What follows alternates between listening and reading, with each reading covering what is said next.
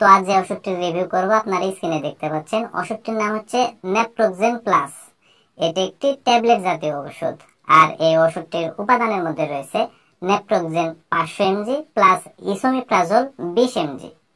আর এই ওষুধটি উৎপন্ন করেছে বাংলাদেশের সুনামধন্য ওষুধ কোম্পানি জেনিথ ফার্মাসিউটিক্যালস লিমিটেড।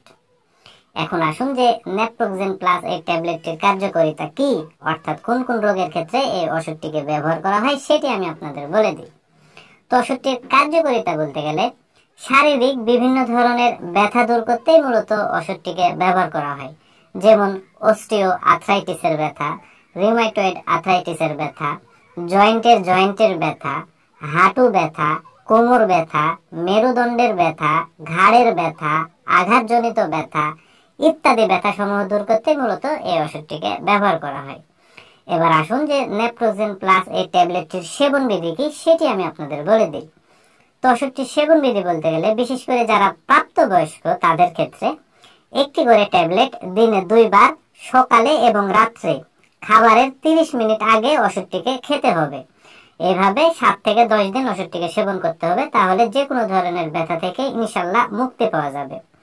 এবার আসুন যে আসলে ওষুধটি সেবনে কোনো পার্শ্ব প্রতিক্রিয়া আছে কিনা সেটা আমি আপনাদের বলে দিই। তো ওষুধটি সেবনের ফলে যে সকল পার্শ্ব প্রতিক্রিয়া স্বাভাবিকভাবে দেখা দিতে পারে সেগুলোর মধ্যে রয়েছে গ্যাস্ট্রাইটিস হতে পারে, পাতলা পায়খানা হতে পারে, গ্যাস্ট্রিক আলসার হতে পারে, পেটের উপরের অংশে ব্যথা হতে পারে, বমি বমি ভাব হতে পারে ইত্যাদি। আর যারা গর্ভবতী এবং স্তন্যদানকারী মায়েরা আছে সেই সকল মায়েদের ক্ষেত্রে এই ওষুধটি সেবন না করাই সবচাইতে ভালো হবে। আর নেপ্রোক্সেন প্লাস এই ট্যাবলেটটি বাংলাদেশের যে কোনো ফার্মেসিতে বা ওষুধের দোকানে যদি একটু খোঁজ খবর নেন অতি সহজে আপনারা পেয়ে যাবেন। আর ওষুধটির দামের কথা যদি বলতে যাই তাহলে প্রতি পিস ট্যাবলেটের দাম বা মূল্য মাত্র 10 টাকা। তো বন্ধুরা একটি কথা বলে রাখা ভালো, সেটি হচ্ছে যেহেতু প্রতিটা ওষুধের ডোজ বা মাত্রা প্রতিটা মানুষের শারীরিক কন্ডিশন, বয়স ও ওজনের উপর নির্ভর করে তৈরি করা হয়, সেজন্য যে কোনো ওষুধ সেবনের পূর্বে অবশ্যই নিকটস্থ কোনো ডাক্তার অথবা বিশেষজ্ঞ কোনো ডাক্তারের সাথে পরামর্শ করবেন, তারপরেই কিন্তু সেবন করবেন।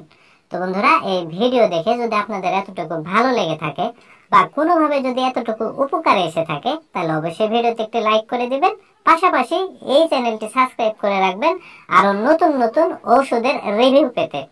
ধন্যবাদ সবাইকে।